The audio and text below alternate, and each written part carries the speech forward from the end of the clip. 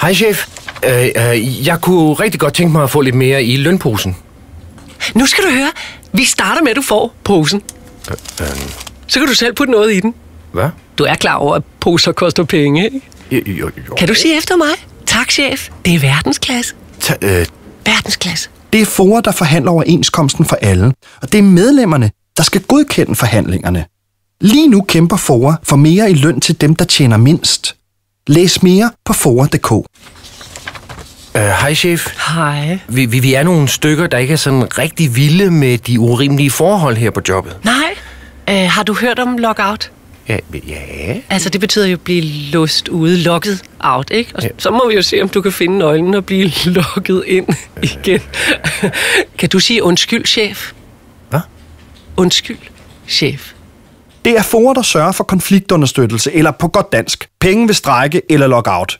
Du får penge under konflikten, hvis du melder dig ind i FOA senest 1. januar. Læs mere på FOA.dk.